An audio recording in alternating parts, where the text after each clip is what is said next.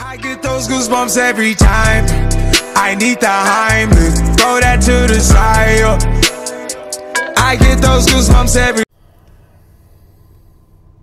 What is up, YouTube? This is the Rise and Grind Picker here. We are going to do some yard sailing today, and you are going to follow along with me. So, I'm super tired. I'm at the post office today because I got to ship out packages. I know it's Saturday. I actually ship packages out on Saturday for my customers.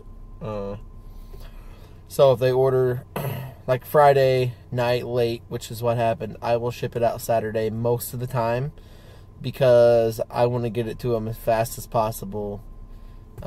It's kind of like what has me stand out from everyone else. So anyways, you're going to follow along with me today after the post office. We're getting a late start. It's about 8:51 a.m. Our yard sales here start at like 8. So we're getting an hour late start. We got to drive about 30 minutes to the town. We're going to be yard sailing in Champaign, Illinois. There's about 44 yard sales today in that one town, so we're going to be doing good. So basically what we're going to do is we're going to ship out these packages. I have to go somewhere and get some coffee because I'm riding the struggle bus super hard today.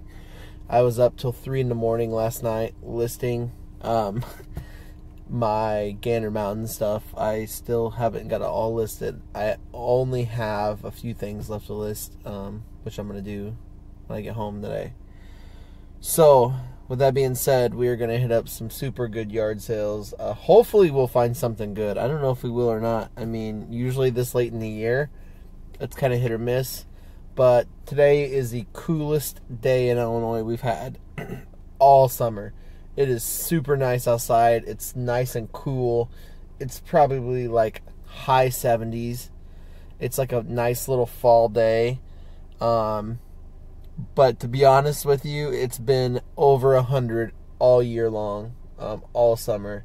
So today is a nice, cool day. So hopefully we find some good stuff, and we'll see what we can find. I'm not gonna guarantee we're gonna find good stuff, but it's gonna definitely be a possibility. Like I said, this late in the year, sometimes yard sales are hit or miss, just because a lot of people that have yard sales will do them multiple times a year. A lot of their good stuff is sold on the first one. So that being said, you're going to follow along with me, and I'm going to take you along on my journey today, hustling some yard sales, and I'm going to ship these packages out. It's 8:53 a.m. and I got to stop by the ATM because I'm not prepared, and we are going to hit this up. So we will see if we can make some profits today. So we are at our first yard sale of today. I just want to share a few things with you about what I do about yard sales. So I'm going to be showing you the stuff I get throughout the day. I may even try to video some like negotiations on one live. I don't know yet. So what I do is every yard sale I go to, I bring this book with me, and it's a order book, or it's an invoice book. And I handwrite the address, and on the name, I don't put their name. I just put garage sale because I'm not going to ask them their name, but I handwrite the address, and then I put in and itemize what I bought in for how much. So that way I can claim it on my taxes, and I can give a COGS, a cost of goods. But we're not going to get into taxes today. We're going to have some fun and do some yard sales. So let's see what this first one has to offer. I don't know exactly. It was a televised one. We shall see how good it's going to be. Alright, so I'm not going to lie. I've been to about 15 to 20 yard sales, and I have not bought a single thing. I have completely struck out today so far. I don't know what it is. Usually my negotiation skills are like awesome. The only thing I found was at one garage sale, they had some Rock Revival jeans and some Miss Me jeans, and they wanted $100 for them. I tried to explain to them, like, hey, these are pre-owned. you know, I would give you 20 for both, and then I went 20 a pair, and then eventually I'm like, no, I'll pass, sorry. And they literally had no one at the garage sale. It was the last day for it. I have not had any luck at all. People will not negotiate, and for some reason there is just nothing out here. So I'm gonna keep struggling along to see what I can find, but this is a valid attempt of striking out at garage sales. You are not going to be 100%. You're not going to be 100% successful in everything, in every garage sale you go to. And this is just one of those times where I have not been successful. So if I don't find nothing at the garage sales, I'm going to have to make this trip worthwhile, and I'm going to start hitting up some thrift stores, because this is just not working for me. So like I said, I've been to like 15 so far, and I have not found nothing. So we're going to keep plugging along and see what we find. How's it going, everyone? So I'm not going to lie, today was a total failure. We went garage sailing for several hours. I've been hitting it since 9:30, 10 o'clock this morning. It is 1:43, and we have bought a total of a whopping 2 items. Today has not been great. We have very much failed today. That happens too on garage sales, especially this late in the year. In Illinois, we really only have about a month, maybe if that, left for garage sailing season. So a lot of these people that have the garage sales will have their garage sales multiple times a year. All the good stuff will be picked over and taken. I bought 2 t-shirts all day today. So, you know, really what we're going to do is we're going to go get some lunch, probably Taco Bell, and then, you know, we're going to try to really vindicate ourselves, and we're going to have to try to go to Goodwill to make this trip worthwhile. If not, we're not going to profit very much. I didn't even look up the shirts I bought. They were 2 for $1. I just bought them. It was a Lamb of God t-shirt, which is a band, and it was a super cool WWE WrestleMania t-shirt. I don't even know what they sell for. I just bought them to buy something, because that's like the only thing I found today that's even good. Like, today's been a bust. For a quick story, I did go to a garage sale. They had like 4 to 5 pairs of jeans that I really wanted. The lady had such a high price on them, I couldn't even come close. So I told you a little bit about them, but so here's the rest of the kind of the story. I went to this garage sale. Everything was fairly cheap, but these jeans, and there was 2 pairs of silver jeans for $10 a piece. And I've sold silver jeans before. Sometimes they sell slow. They were women's jeans, which, you know, I have sold some women's jeans, just not a lot. But I was going to buy them. I was going to try to negotiate, because the rest of the jeans were super high price. I mean, it would have took me $100 to buy them, to buy all of them. So then there were some Rock Revival jeans. Now, Rock Revival jeans sell pretty well, but brand new, they sell really good. But you're looking at used Rock Revival jeans, probably like $40. I mean, they're not like that's a pretty good amount for, you know, a resale brand of jeans, pre-owned. So then I had also some Miss Me jeans, which those sell great. They sell amazing. They're super good to buy. And so they were, you know, priced pretty high. There wouldn't have been much profit left. So I have 2 pairs of silver, some Rock Revival, and some Miss Me jeans.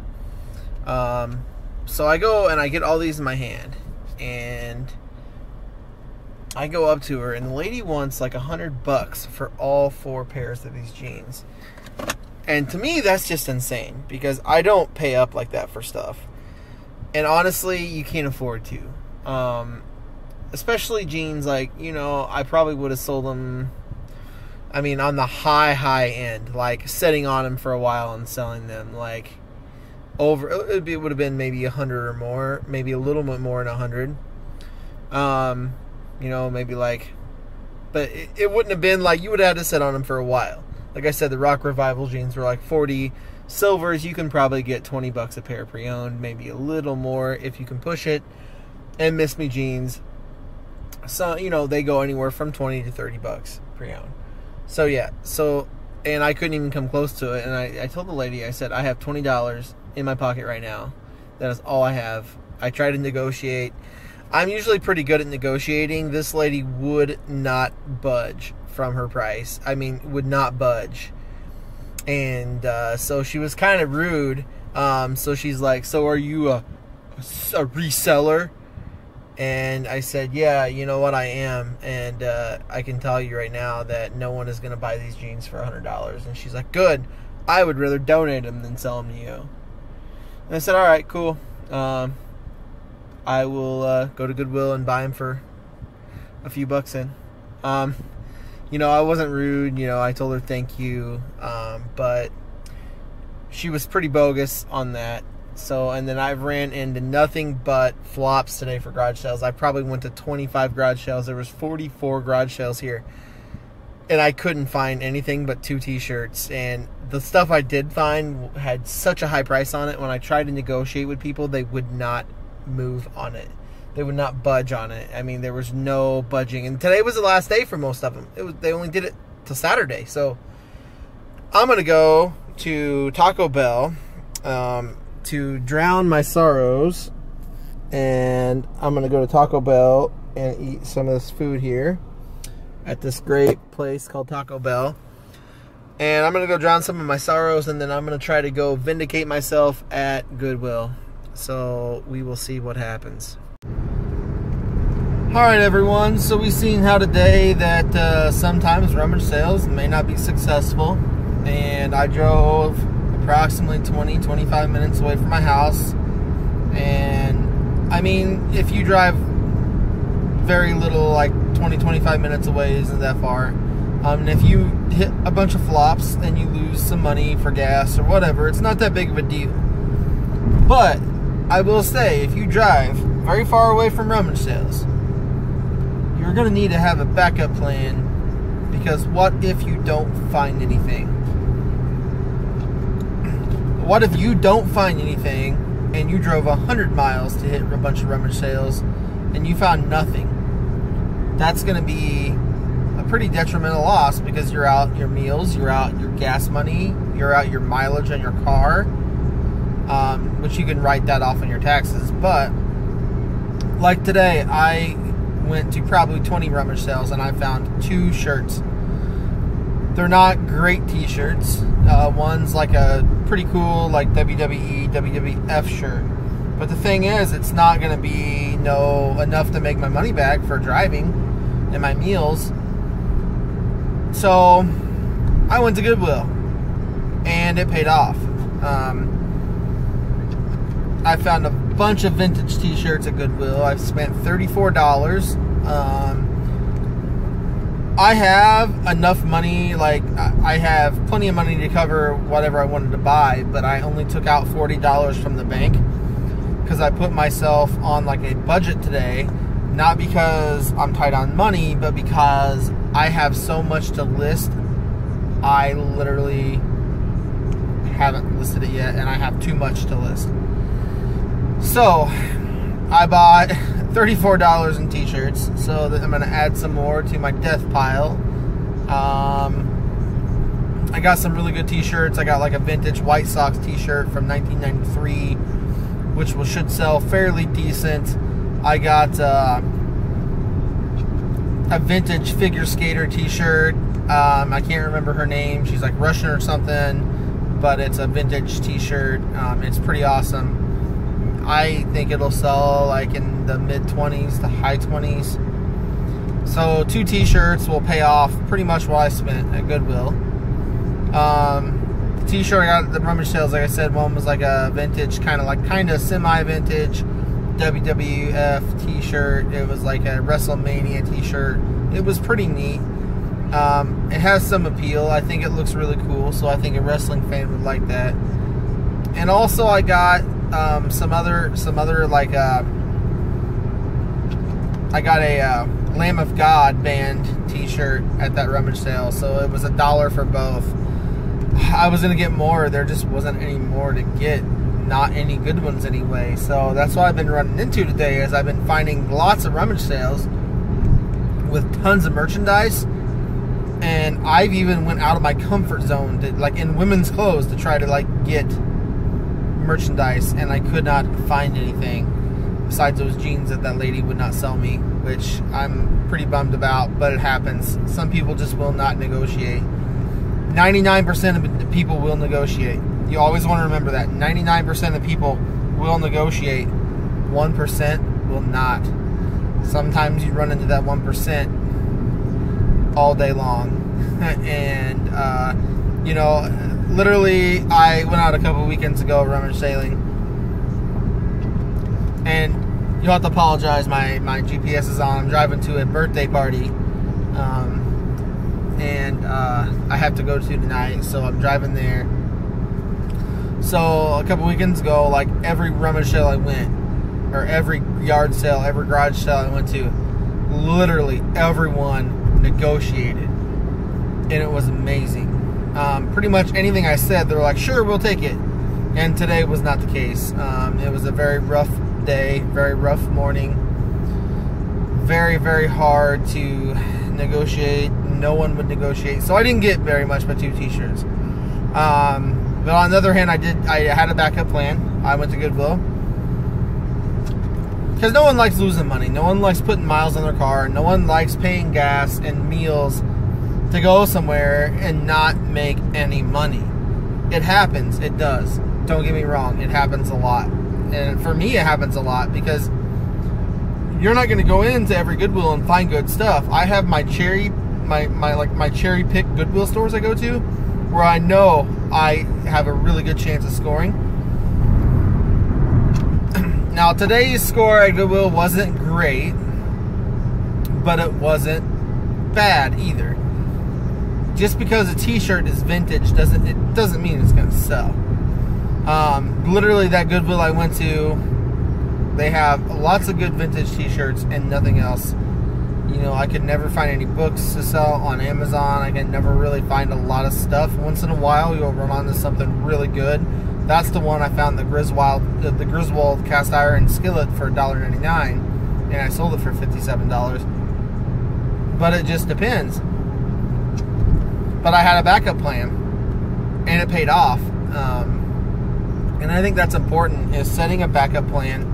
If you're going to go to rummage sales, especially if you're going to go way off, you need to set up a backup plan. And, you know, I spent $34 on shirts. I'm not going to profit hundreds and hundreds of dollars. I'm not going to profit that. I'm being real here, guys. This is real life, not fake life. And real life is that I'm probably going to profit maybe 50, 60 bucks, maybe 80. That's pushing it. If I get top dollar for everything, very well could profit 80 or a little more, maybe 100. But you don't always get top dollar for everything. Let's face it. And sometimes it sets for 6 take months. exit 172 for Illinois 10 towards Clinton. Sorry, that was my GPS. Sometimes it sets for 6 months and then you don't sell it, and then it finally sells for about $5 less than what you listed it originally. But I did find some good shirts. When I get home, I'm gonna show you guys the shirts I found. They are super cool. Some of them are, some of them aren't very cool. I found a couple really good shirts that maybe will go for around the $30 range. So we will see. But you know, this is kind of like my ride along today with the yard sailing. I didn't really film. Now, I didn't really film a lot of yard sales because honestly, there wasn't good content to film. I could have filmed a bunch of crappy content for you guys, and then you guys would have been like, what the hell? This is bullshit. Sorry for the cursing, but that's what you would have been like, this is ridiculous. This is not good content. You know, I'm still going to post this video even though yard sale went horribly, because this is real life. This is like the real reseller life. You may go to 50 yard sales and not find anything, but that one yard sale you go to, you may find a profit of a couple $100s. It's crazy, and it's very, very stressful. It's a very, very tough game to play, and that's why a lot of people. In a half mile, take exit 172 for Illinois 10 toward Clinton. And that's why a lot of people will get into reselling, and then literally in a year they're out of it because they don't know how to make it work with the merchandise they can get. They don't know how to make it work. Take exit 172. Sorry about that again. It's my GPS. So yeah, I was just very real on what I found, and you know, I will turn right onto Illinois 10 West. And I will show you guys what I found, and I'll show you guys what I found at the yard sales and how crappy they were, and then you know, I will show you some real life stuff. Turn right onto Illinois 10 West, signs for Clinton. And I'll show you a real day of not hitting it good. So a lot of you know that it was a super hard day yard sailing. It was a super hard day. Not a lot was found besides 2 shirts. Yard sailing, and that's it. The first shirt, there were 2 for $1. The first shirt was a Lamb of God t-shirt. Now that is a super duper cool t-shirt. I don't know how much it's worth. I didn't look it up. At that point, I was ready to buy something, and I just jumped on it like I didn't care. And then I got this t-shirt, and it's a WrestleMania t-shirt. It is vintage, and it is super cool. So yeah, it's pretty awesome. I really like that t-shirt. So I think it'll sell pretty good. That's the only 2 things I bought yard sailing. Although I do tell you that you need a backup plan, and I told you that everyone needs a backup plan, and I'm 100% right on that. You need a backup plan, and this is why. Hold on, let me clean this off real quick. All right, so you need a backup plan, and I went to Goodwill, and Goodwill was my backup plan today. Surprisingly, that turned out really good. It really turned the day around. And when you need to turn the day around quick, you got to do it quick. You don't want to waste time all the time just trying to go to yard sales, because usually I hit really good yard sales. Today I did not. So I spent $34 at Goodwill, and I'm just going to kind of show you some of the stuff I got. I think it's super cool. So this is the first one, and it is a George Dickel t-shirt, and it's a concert t-shirt. And George Dickel was one of the guys that performed with and for, well, kind of with, I guess, Merle Haggard. So I thought that was pretty cool. So I did get this big bag of clothes from Goodwill for $34. Just an FYI. I just got home a little bit ago. I had the birthday party to go to I told you guys about. And I got this, and it is a, I really don't know her name, but I looked it up online, and there isn't hardly any comps. But I bought it. I think like someone has it listed for $24. So if I can just underlist them and hopefully sell it, I mean, I think it would be super cool. Someone's going to buy it for a collectible. Pretty awesome. It's vintage. So yeah, I mean, it's definitely a good find. And then I got this one. Now, wrestling t-shirts are always good. And you know, honestly, excuse me. Sorry, nothing like sneezing on YouTube. How awesome is that? Honestly, today I didn't want to go after clothing. I go after a lot of clothing. Today I was like on the hunt for more like hard goods stuff, and I just didn't find it. So we got this Triple H WWE t-shirt that looks super cool. I thought that was a good find. And by the way, so I'm going to show you guys how I store all my clothing if I'm not going to list it right away, because I have a lot of stuff to list, and I'm going to show you how much I have to list. I've been behind on listing because of all the Gander Mountain stuff that I've had to list. that I bought at the closing sale. So I've been just a little bit behind on listing. I picked up this t-shirt. I don't know how well it's going to do, but it's a Christian rock band t-shirt, and it's called Brian Free and Assurance. And I thought it was super cool, but then you can see this right here, which is an autograph, which is super weird, and I can't even read it, and it says to someone 3:16, which would be a Bible passage. And I mean, it's a Christian rock band, so it makes sense.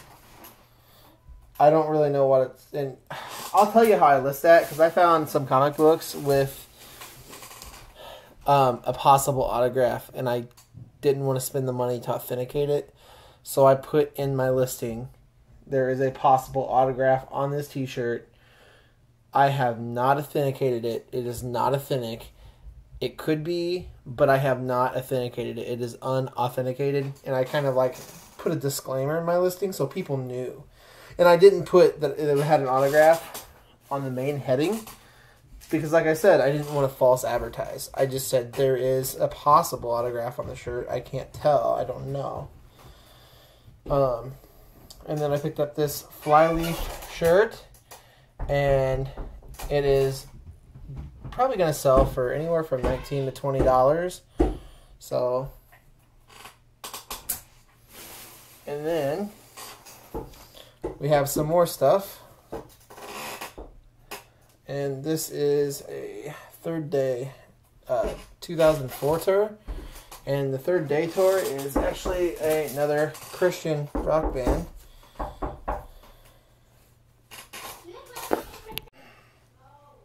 Alright, so obviously Goodwill was good to me today. Now I'm going to show you my last couple shirts I got. And I apologize for my squeaky chair. I'm probably going to have to go out and buy another chair soon, because it's like really squeaky and it's annoying, especially when you're trying to do videos. Alright, so this one I picked up, and it is a Ralph Lauren polo t-shirt. And it is actually a very cool t-shirt. It's a little dark, so I had to lighten the room up a little bit because it's so dark of a t-shirt. And it's just kind of like a normal, like it's like faded and looks vintage, but it's like not vintage. It's just a polo Ralph Lauren t-shirt. And then I got this awesome 1993 Chicago White Sox t-shirt that looks super duper cool. I mean, it does look really awesome. There wasn't any comps on that, so it's really hard to tell what I would go for because there's no comps. And then last but not least, you know, I'm kind of expecting this one to go anywhere from $17 to maybe $15.99 to $20. It's just a plain Simple Plan t-shirt. It's a band t-shirt, Simple Plans, kind of back in the day. So now I'm going to show you what I do with my inventory when I'm not going to list it right away, because I'm not going to list it right away. So here's what I do to it. For all of you that have death piles out there that have trouble completing their cost of goods at the end of the year for taxes. I'm not giving you tax advice. I'm just showing you what I do. So I get all my hangers together off of this haul, off of this thing from Goodwill. And I'm going to get all my hangers all together. Okay. And it's going to be quite a bit, but you got to have them all hanging the right way or this won't work. And then flip this one around. How did I get these the wrong way? Flip this one around. Okay. So now here's how I keep everything straight. All like my receipts straight from each individual place so I can itemize my cost. I take the bag and I literally put it around the hangers like that and lay it in front, and I take my receipt and I'm going to take a paper clip and I'm literally going to paper clip my receipt to the bag like so. And it works better if you're on an edge on the bag. Just a good mental note for that, because paper clips don't go through bags very well. So I'm just going to paper clip it like so. And then I'm just going to like jam the paper clip through the bag a little bit. And I'll show you here in a minute. Just give me a second. I'm really struggling with this paper clip today. It's been a long day, so, you know, a very long day. And I'm going to fold the receipt up like so. Okay, so I'm going to take this receipt and I'm going to fold it up. And then I'm just going to slide it through.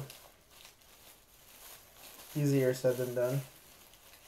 Usually it's not this bad for me, but I usually staple. So I usually staple all my receipts to the bag, but my stapler broke. So now you have this paper clipped on, and then go ahead and follow me over here. Here's my lighting setup, and this is my shipping setup, of course. And here is my death pile. And I'm going to take this and I'm going to hang it right here, like so. And that's not easy to do one-handed. So that way it's in the closet, okay? This is all the stuff I need to list. And literally I'm going to have the receipt attached to the bag. So the bag is where I know where I got it, and it keeps the bag really isn't to know where I got it from. The bag is to basically keep all the shirts together so that I have them in one place and I know where I bought them from. That's what the bag's for, is to keep them all together. And then I put the receipt on there so I know what goes with what. Let me get this really annoying smudge. Like, I have like some smudges on my camera. It's the lighting or something. So that's what that's for. So today we learned there's a lot of things that you have to really pay attention to, and that is, I guess, you need a backup plan when sourcing, especially if you're far away from your house. So today I wasn't that far away, but if I would have went an hour away and I didn't have any yard sales that were producing for me, what would I have done? Like, what would I have done to produce merchandise to sell to make that trip profitable? And that's the thing. It's great to be mobile and go some other places and source. That's great. I'm not saying don't do that. No, absolutely do that. That's a great idea. That's how I find a lot of different t-shirts and different vintage shirts and different concert t-shirts, is I travel around, and not just one place. I travel around multiple places. So with that being said, you need to travel around a little bit, but if you're going, like, you're going to hit yard sales in, let's say you're going to travel 2 hours away to your biggest city you're near, and you're going to go and you're going to hit yard sales all day long. That's great, but have a backup plan, because if the yard sales fail, you're not going to have any merch to sell, and you're not going to have it. So, but that's the video today. And this is my garage sale flop. And you guys kind of rode around with me a little bit today. I didn't film a lot of content because the garage sales were horrible and they didn't have a lot of stuff in them. But this is like a learning video for new eBayers, and maybe some eBayers or some resellers in general will take a little bit more out of this. Like, you know, because it's something that not everybody thinks about, is you're just going to assume that you're going to find stuff at yard sales because, you know, I have all year. I have not went to one yard sale and not have found something. Like, there's been yard sales I didn't buy anything at, but what I'm saying is there's been a whole day where I've not struck out on 20 yard sales in a row. Usually I've bought something, and almost every time this year I went yard sailing, I have almost filled up my entire backseat in my car. Today, I couldn't have done that, and I would have lost tons of money because I wouldn't have been able to fill up my backseat. I would have lost all the money I spent. I wouldn't have been able to sell anything from what I got. So I had to have a backup plan and to make it profitable. And that's what you got to think about is your backup plan. Because I'll be honest with you, like even resellers that's been in the game for 20 years or 15 years or however long, they may not have thought about, that's a really good idea. I never thought about having a backup plan. Usually, if you go to yard sales, you just go home if you're not doing very good. But what if you're a couple hours away and you spent money going to yard sales to make money? You're going to lose money. So you got to have a backup plan. And so that's why I stress to everybody is have a backup plan and know when to cut your losses and when not to have cut your losses. I just decided to cut my losses around 2 p.m. today, and I couldn't find anything, and most of the yard sales were closing down around 3. And 1 hour of yard sales wasn't going to make or break me, so I decided to actually go to Goodwill. And I spent that hour and a half in there and profited more than I would have at a yard sale today because I just wasn't doing good. I can't stress enough how bad these yard sales were today. I found 2 shirts and I spent $1, and that's the least I've spent at any yard sale, probably ever.